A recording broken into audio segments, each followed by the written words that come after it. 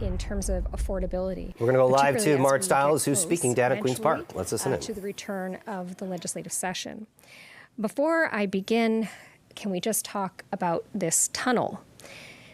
The Premier cannot dig himself out of the mess that he has created in our province, not even with a fantasy tunnel. This is a serious issue, gridlock, congestion.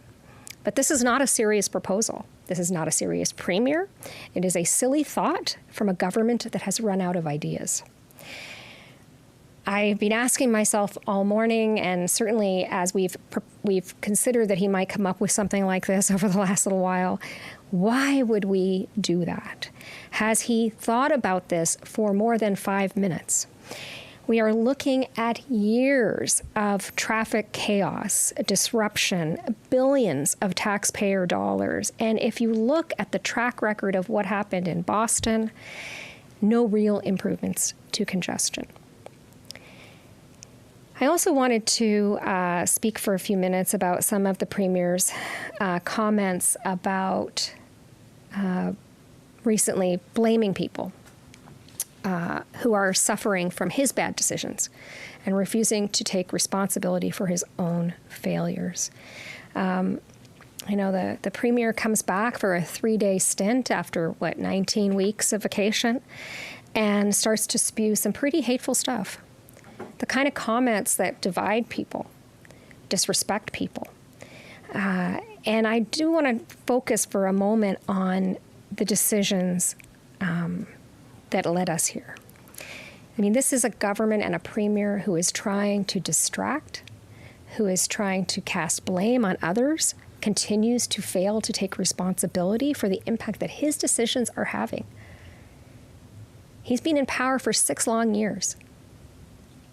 We have had many bad decisions. Earlier this week, we saw that more than $1 billion of our healthcare budget is going into lining the pockets of private nursing companies. This is something that we in the NDP, the official opposition, have raised numerous times with this government over recent years. Not only has he forced nurses out of our system with his disrespectful policies, but he has also been now funneling money for our public healthcare system into private pockets. Billions of it. Billions of your taxpayer dollars. Now, we in the NDP, we have a bill that has already been tabled that would limit the use of those agencies and would bring transparency and accountability back, as well as long-term solutions for our healthcare system, including, by the way, staff-patient, nurse-patient ratios, which we have a bill, of course, that we've tabled. But instead, we've seen a Premier who is focused on telling people, seniors, that it's not safe to go to our hospitals. I mean, first of all, let's not blame sick people or the elderly for the state of affairs in our hospitals or our healthcare system. Bill 7 has forced so many families of vulnerable people to go to court or pay hefty fines because the government is forcing their loved ones to be put in unsuitable long-term care homes. If the Premier claims that the hospitals in this province are the worst places in the world for seniors, those are his words. If the state of our hospitals is so abysmal, why won't he do something to fix that? The Liberals may have started hallway healthcare, but it has gotten so much worse under this government. Instead of blaming sick people for going to the hospital and belittling the work of our healthcare workers, he should actually come up with solutions. I want to talk as well about his disrespectful comments to people who are on ODSP or OW.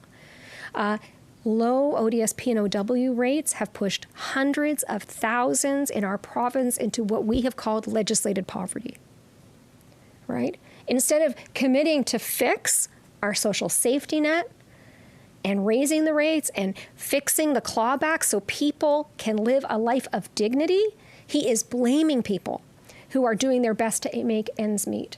And anybody who knows anyone on ODSP knows that doesn't even cover your rent. And that's not just in Toronto, that's all across the province of Ontario. Homelessness has exploded under this government's watch, and the housing crisis has gotten worse. while his own government's housing numbers are down. What kind of premier uses his soapbox to chew out people who are facing homelessness? To this premier, these may be just throwaway comments or, I don't know, cheap political points that he's trying to score.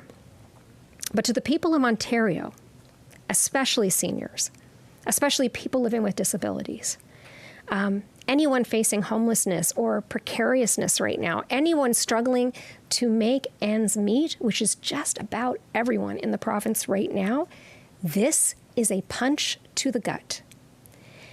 Nobody needs to hear this from a guy who has taken a 19-week summer vacation instead of passing bills to make life easier for people. An NDP government, we will be focused on solutions. That's why we continue to propose solutions. A good solution to the congestion he talked about today and the gridlock, which is a real issue, move the trucks off the 401 onto the 407. Why is Doug Ford talking about building a tunnel under the 401? He doesn't want to take on the corporations that control the 407. Well, people expect better from their government, and they deserve better than this. Get us back to building the truly affordable homes that this province needs. Bring back real rent control. Introduce safe staffing ratios in our hospitals, and end the use of private nursing agencies as well. These are some of the steps that this premier could be taking, that we will take in an NDP government. This is what the premier should be doing instead of hiding from Queen's Park and belittling Ontarians. And with that, I'm really happy to take your questions. Mark, a lot of these studies show that these highways will be like almost completely full in 30, 40 years' time, right? Beyond letting trucks on the 407 for free, what is your plan? Yeah, well, first of all, we need to get transit built in a big way. Any city of the size of Toronto, anywhere else in the world, has serious transit. And we have a government, and we've had successive governments who have failed us. Look at the Eglinton, right? Oh, we will deal with that. But I will say, this tunnel idea, we've seen how that worked, or rather didn't work, in Boston. If I'm thinking about the gridlock that I sit in as well, just like many other Ontarians, the last thing we need is more years of disruption on the 401. You don't applaud big, bold ideas like that. Don't we need a big, bold idea to deal with a big problem like congestion? I think we need a whole bunch of solutions and not a bunch of back-of-the-napkin plans, concocted by a premier who is trying to distract from the real issues and the real solutions that we could be looking at. I mean, this, again, I'll point out, is a government that can't get a tunnel built anywhere, right? We've been waiting how long for the Eglinton LRT? How much disruption and how much cost overrun do we have to see before we understand that this is a government that can't find their way out of a paper bag? They can't fix congestion. They can't fix gridlock. They talk a lot of talk, but they don't actually come up with solutions. I'm going into communities like Brampton, like Mississauga, talking about what people need. And I will tell you, we have to relieve congestion, but one of the best ways to do that is also to build serious public transit, right? We know that won't be an option for everyone, but this is a premier who can't get it done and wants to blame everyone else for his problems that are problems of his own creation.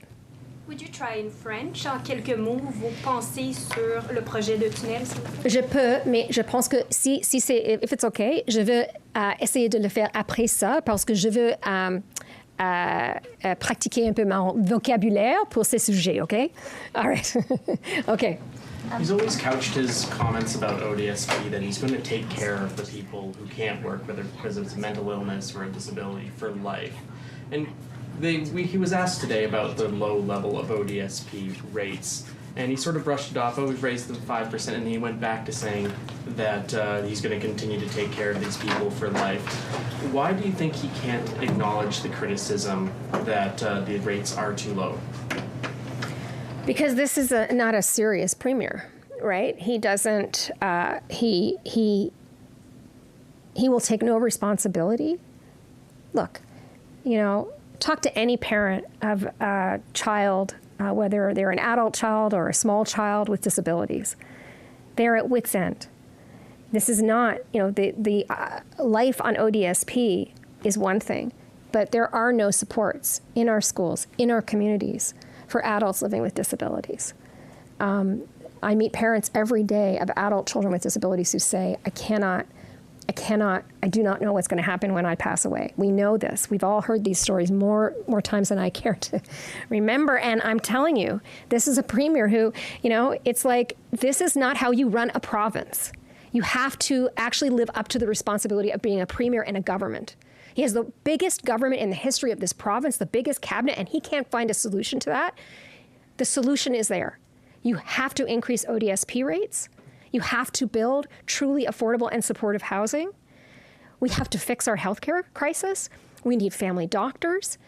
So when he says, don't worry, I'm going to take care of your people on disability, I think that's a bit rich.